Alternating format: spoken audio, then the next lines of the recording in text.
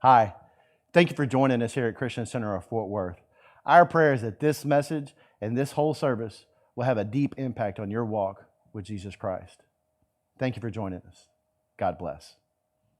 Hey, y'all, we miss y'all. We wish we could be in person, and it looks like we're going to be able to before too much longer.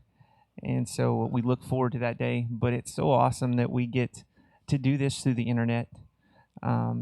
I want to throw a special thank you out before we get started tonight to Aaron and Jeremy. A lot of you guys don't know, but they've been putting in a lot of time and a lot of hard work to make all this happen. So thank you guys. We appreciate y'all and we love y'all. Let's worship with us tonight.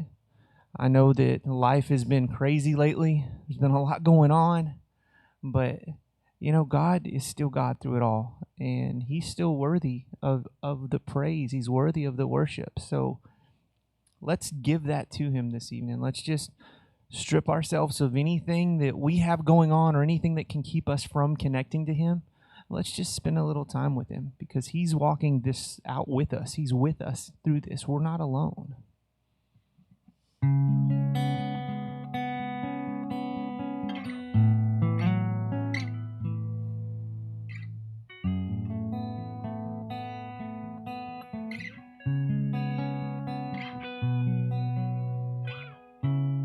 When I walk through deep waters, I know that you will be with me.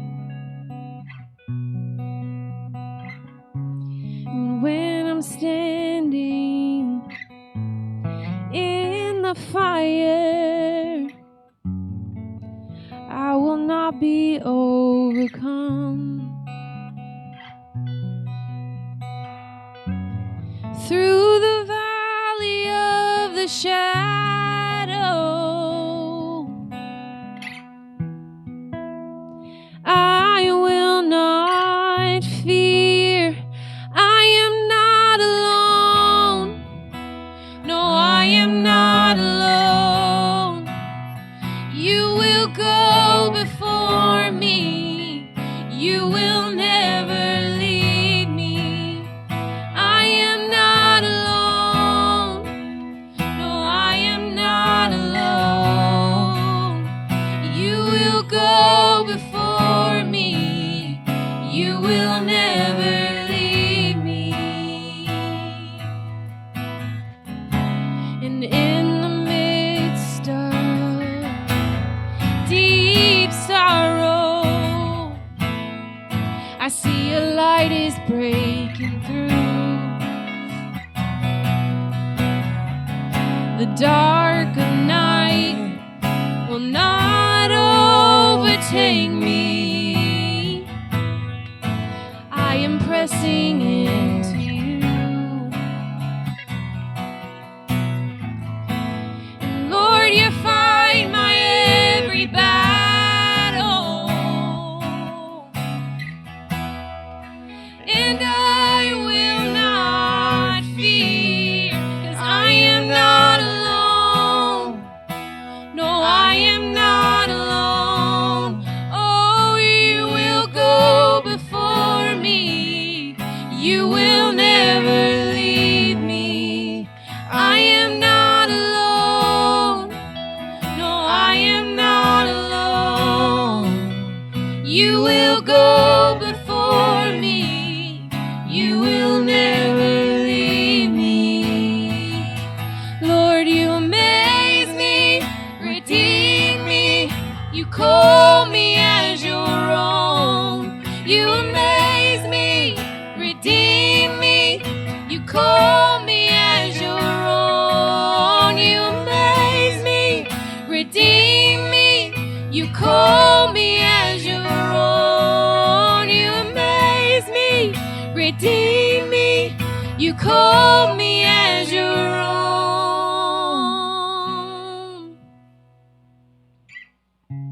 You're my strength, you're my defender. You're my refuge in the storm. And through these trials, you've always been faithful. And you bring healing to my soul. I am not alone. No, I am not alone. Oh, you will go before me. You will never leave me. I am not alone. No, I am not alone. You will go before me. You will never leave me. I am not alone. I am not alone. Oh, you will go before me. You will never leave me. I am not alone. I walk through the valley of the shadow, I will not fear. You will go before me. You're here with You me, will God. never leave It's me. you and me. Though I walk through the valley of the shadow, I will not fear. 'Cause you're here with me. It's you and me. Though I walk through the valley of the shadow, I will not fear. 'Cause you're here with me. 'Cause you and me.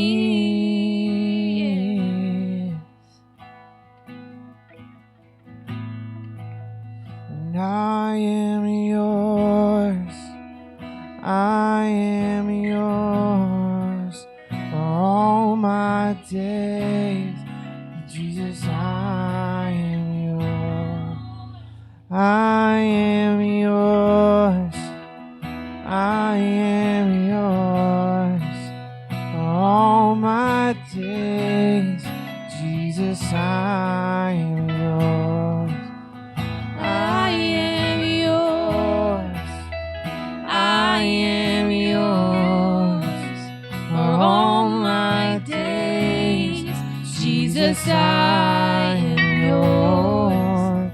I am yours. I am yours for all my days. Jesus, I am yours.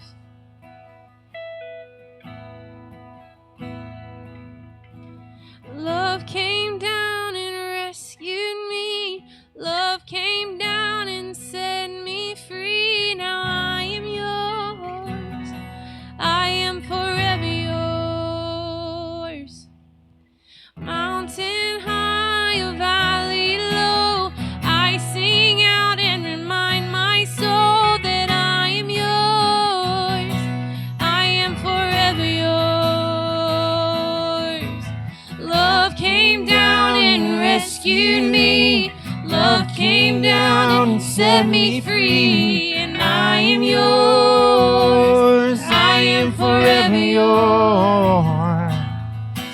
Mountain high or valley low, I sing out and remind my soul that I am yours. I am forever yours. I am yours. I am yours for all my days. Jesus, I am yours. I am yours.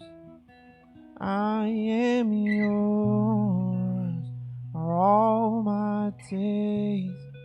Jesus, I am yours. All my days, Jesus, I am yours. Just tell him that. All my days, Jesus, I am yours and yours alone. All my days, Jesus, I am yours. One more time. Love came down and rescued me. Love came down, set me free. I am yours. I am mountain high or valley low, I sing out, remind my soul, I am yours, I am forever yours, that I am yours, I am forever yours. God, we make that declaration right now. We say that we're yours totally and completely. You have every bit of us, God. And we relinquish control, Father, to you. So, Father, tonight, take control. It's yours. It's all yours. We are completely and totally yours. We love you, God. Thank you for just being you. Hey guys, Chuck Langford here with a few quick announcements. Monday through Friday, noon to 1 p.m., we give out free sack lunches to school-age kids. Every Tuesday, 9 a.m. to 11 a.m., we have a drive-through grocery service on the corner of Layton and Lorraine. Please come on by. If you're watching on YouTube, please subscribe. Like us on Facebook. If you're buying anything from Amazon, make sure you go to Amazon Smile and choose CCOFW or Christian Center of Fort Worth. We get a portion back of what you spend. Thank you for that. Right now, if you need anything, prayer, an encouraging word, someone to talk to, please call us, 817-834-5595. We have people in the back standing by waiting on your call. If you would like to give and support the ministry, please go to ccofw.org/giving. Right now, as we go into the message, grab a pen, a paper, and your Bible and dive deep into the Word of God with us. Thank you for watching. God bless. Good evening, everyone. My name is Aaron Christensen. I'm the youth pastor here. I've been given the privilege to come out from behind the camera tonight and bring you the Word. We're going to continue in Genesis 9, where Miss Gay left off. Tonight, I divided the text into three different sections. I see three different parts of the story. And so the first one, which verses 1 through 7, God gives us rules. When they first come off the boat after the flood, God shows up and He gives rules. Some of them are similar, some of them are different. We'll get into that in a minute. The second thing is God gives us a covenant. Everybody's familiar with this, but again, we'll get into that one here in a minute as well. And the final thing is God gives us a blessing. And so I look forward to getting to that part of the story. So we're going to start. I'm going to read verses 1 through 7 of chapter 9, and we'll get into the text. So chapter 9, verse 1, it says, "And God blessed Noah and his sons, and said to them, Be fruitful and multiply, and fill the earth. The fear of you and the dread of you shall be upon every beast of the earth, and upon every bird of the heavens, upon everything that creeps on the ground, and all the fish of the sea. Into your hand they are delivered. Every moving thing that lives shall be good for you, and as soon as I give you, as I gave you the green plants, I give you everything. But you shall not eat flesh with its life, that is, its blood. And for your lifeblood I will require a reckoning. From every beast I will require it, and from man. From this fellow man I will require a reckoning for the life of man. For whoever sheds the blood of man, by man shall his blood be shed. For God made man in His own image, and you, be fruitful and multiply, increase greatly on the earth and multiply it." So again, God gives blessings and commands to Noah and his sons, which are very similar to the words that we hear in Genesis 1. Be fruitful and multiply. So God blesses mankind with this ability and this responsibility. And we're told in Psalms 127 that children are a blessing. Now, I know some of you in this season might not be thinking that because you're home all day, every day with them, but truly they are a blessing. We're told to fill the earth. At this point, I think we've done that. I looked, and as of the end of last year, to the best of their recollection, there's 7.5 billion people on the earth today. So we've done a pretty good job of filling it. With that being said, what this world needs is the kind of children that you can provide. The kind of children who love Jesus. The kind of children who have a Christ-centered worldview, and the kind of children who know and understand and love the truth of the gospel. Now, some of you will say to me, Aaron, been there, done that. I've already raised my kids. I've crossed that bridge. And I would say to you, maybe there's a child out there who still needs your help. Maybe there's a child out there from a single parent home who needs a godly man to step up and show them that not all men leave. Maybe there's a single parent household out there that needs a godly woman to show up and show the love of a mother. Maybe they need an adoptive grandmother. I had one of these when I was growing up. My granddad passed away when I was five. And so there was another family in the church where I kind of adopted him as my granddad. So like at school, we had grandparents' day and he came instead of my grandpa. But the other thing is, I'm not sure any of us will ever truly know the power of a praying grandma. And some of these kids just need that grandmother figure to pray for them. My grandmother told me I'd be a pastor one day, and I laughed at her. Guess who's laughing now? Maybe you need to volunteer in the children's ministry who sees children every single week, who the parents show up, drop them off, and leave for us to babysit them. And what they need is a group of adults that can show them the love of Jesus like their parents are not. See, what the world needs is the kind of children that we can provide. And I wonder what would happen if we filled the earth with those kind of children and turned them loose to see what God would do with that. Amazing, just amazing.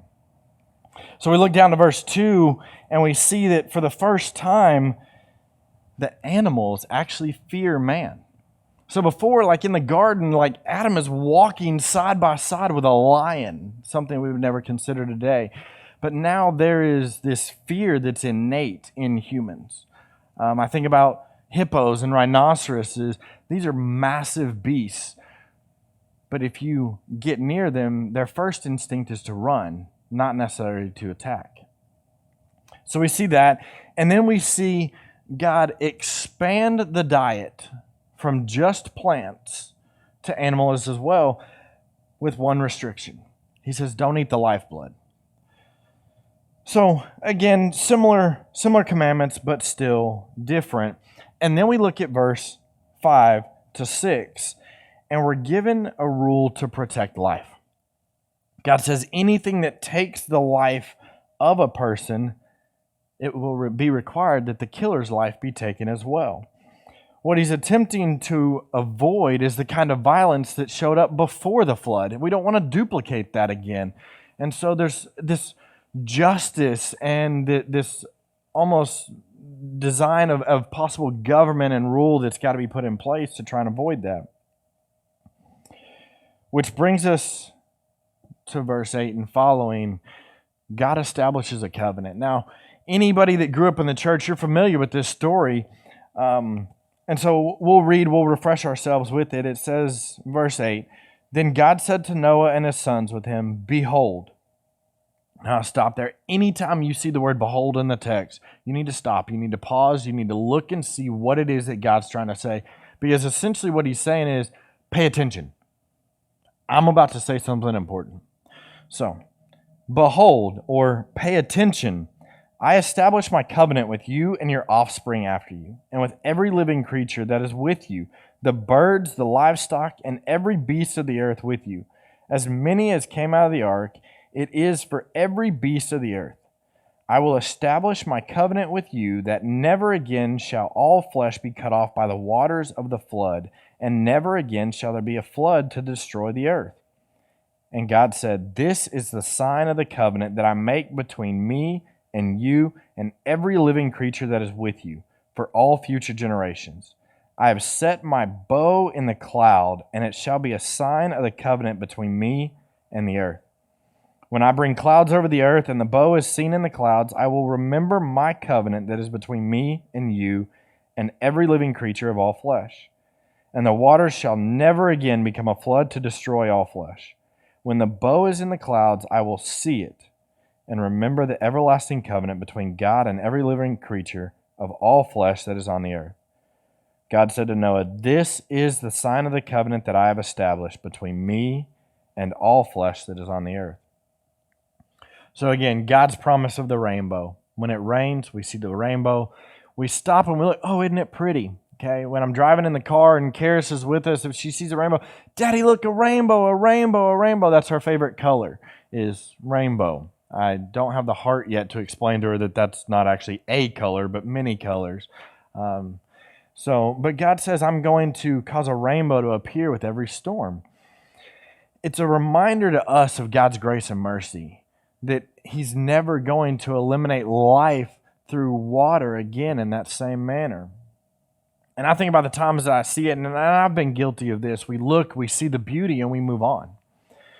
But I wonder what would happen if we stopped and we saw the rainbow, and instead of just being in awe of the scientific reality, the light refracting through the clouds and the water droplets, if we stopped and were in awe of the fact that here we are, roughly 4,000 to 5,000 years after this promise was made, and God is still showing His promise to us.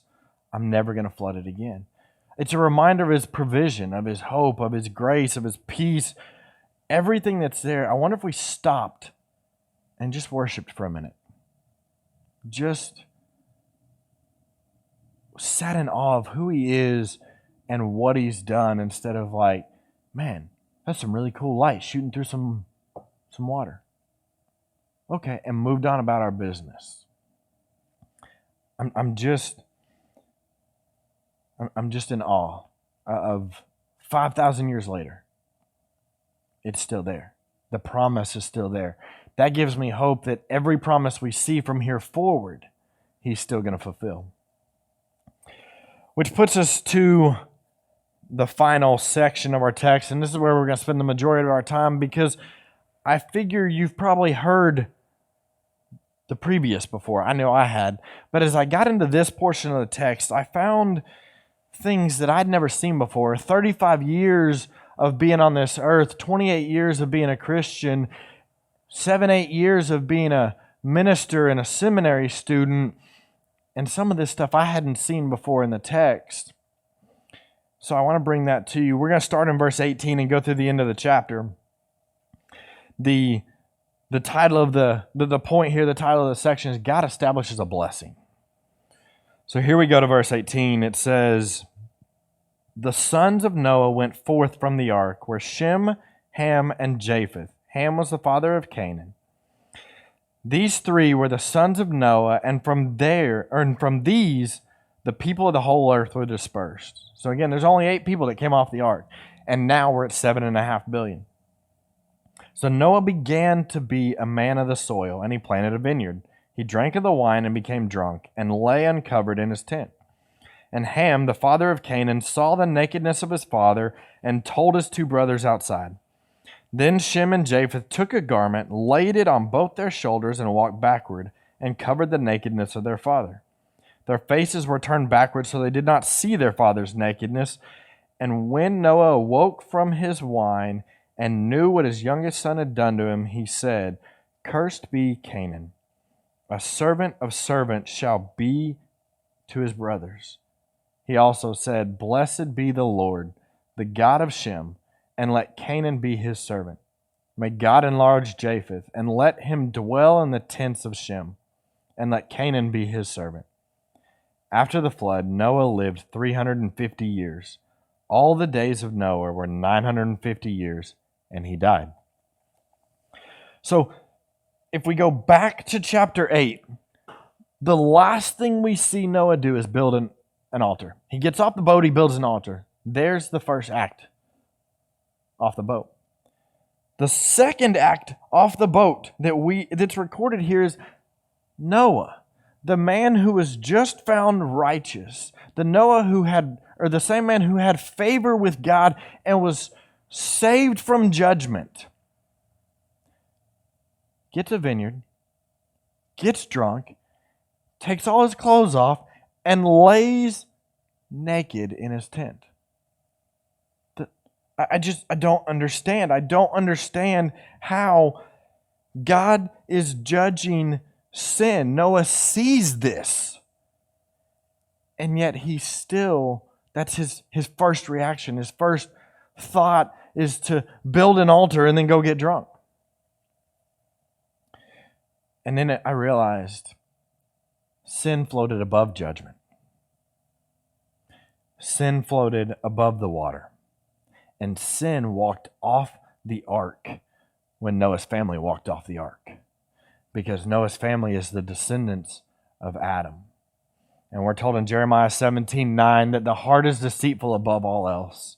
In Romans 3:23 that all have sinned and fallen short of the glory of God. And so what ends up happening in here is instead of being able to deify Noah, we see a fallen man just like us, whose goal and purpose is to point us to Jesus, not to be seen as Jesus. So we get into verse 21, and this is where we see Noah get drunk. He lays uncovered in his tent. And again, I sit and think, here's Noah. Here's a man who has favor. Here's a man who has blessings. And he's still not beyond and above sin. He still hasn't made it. The temptation is still there. And we're constantly facing this day in and day out. But it makes me long even more for the day when Jesus is going to come back, take his bride to heaven, and sin will be no more. So we move on. Verse 22, it says, "And Ham, the father of Canaan, saw the nakedness of his father." That word "saw" here in the Hebrew doesn't mean he just saw it and kept moving. It's actually more like he gazed with delight. Now, we don't know if this was a lustful look or if this was like, oh my goodness, look how the mighty have fallen. There's speculation among the scholars, and so the text doesn't actually tell us. And so I'm not going to speculate. What I am going to say is what he did is he walked out of the tent and began to gossip about it to his brothers. And his brothers, unknowing of what was going on in the tent, I'm assuming, stepped back and went, "Are you kidding me right now? You come out here and you just start gossiping about him." We think as we go on that the punishment for what happened is way too great. And it's because we don't understand in the times the gravity of what just happened. See, Ham looks down and he puts shame on his father. And he says, look at the old man's downfall.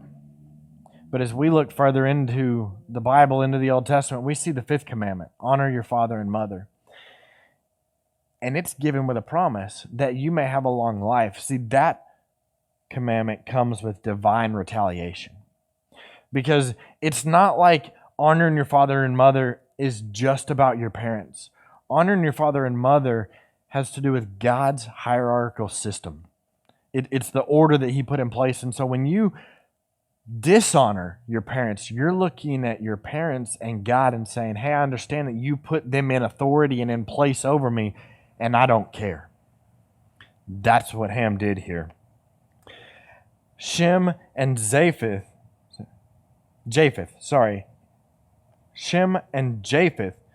step back and they show their father respect. They walk backwards with a cloth draped or a garment draped over their shoulders, backwards to where they don't see what's going on, and they lay the garment on their father to hide his nakedness. And then Noah wakes up. And the text says Noah knew what his youngest son had done to him. Now, we don't know.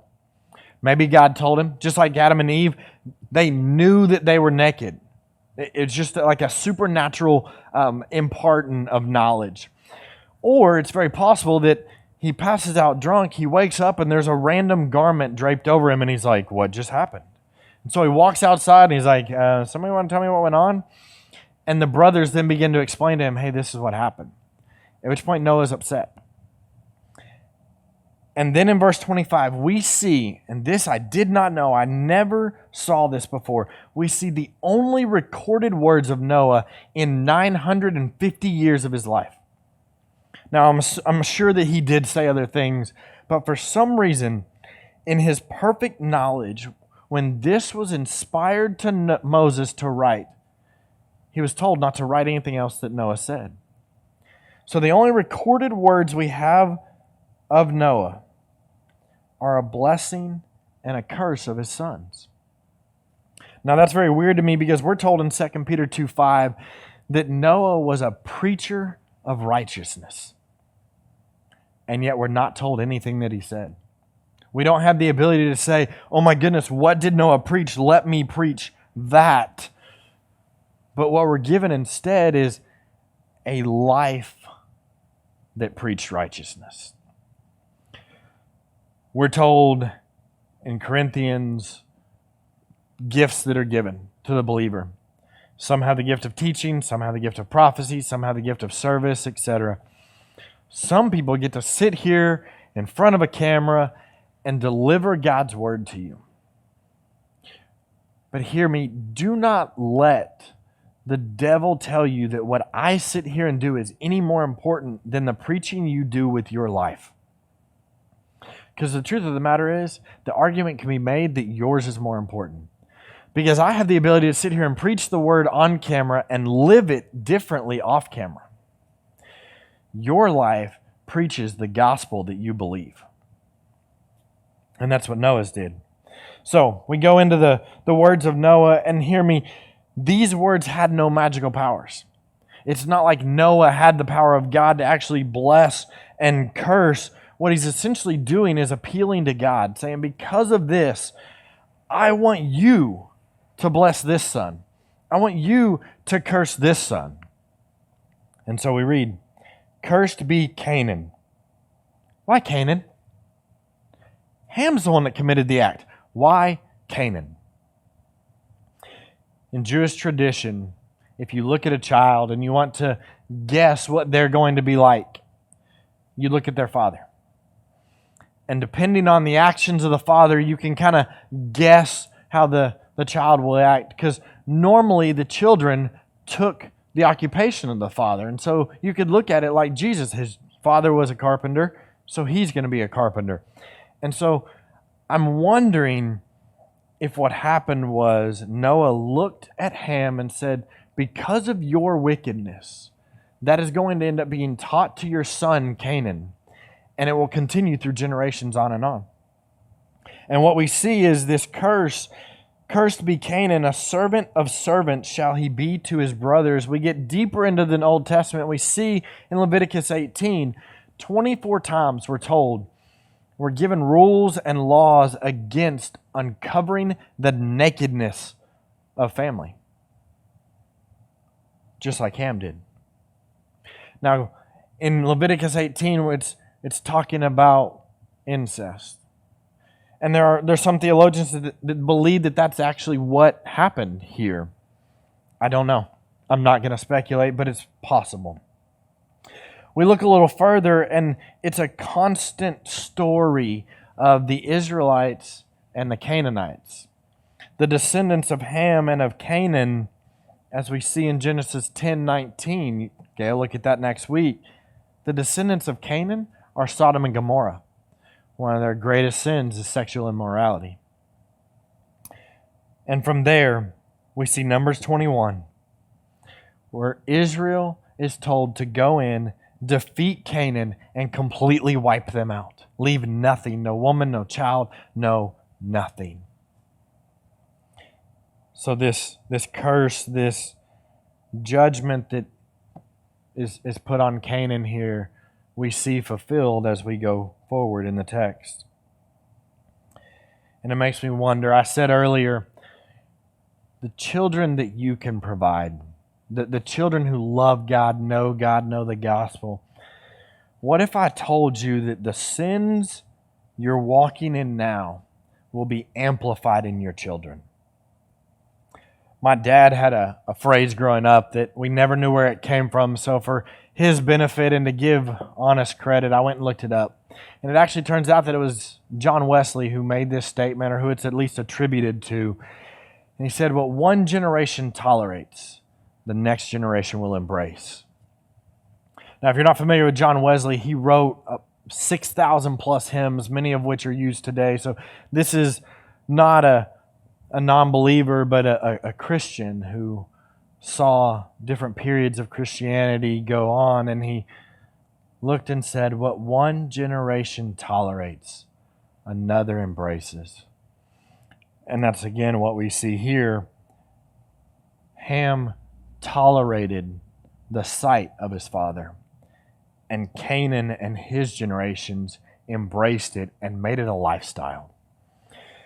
If we do not teach our children the ways of God and the gospel and the truth and a worldview to see things through the eyes of God, they're bound and determined to look at the negative parts of our life and copy those.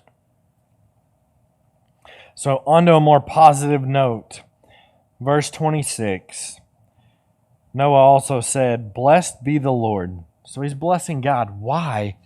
Because Shem and Japheth had obviously looked at God's provision, God's blessing, God's grace and His mercy through the flood, and decided to be grateful for it. And instead of being disobedient, they chose to obey. And so it says, blessed be the Lord, the God of Shem. Okay, so we're linking Shem and God. That will be important in just a minute.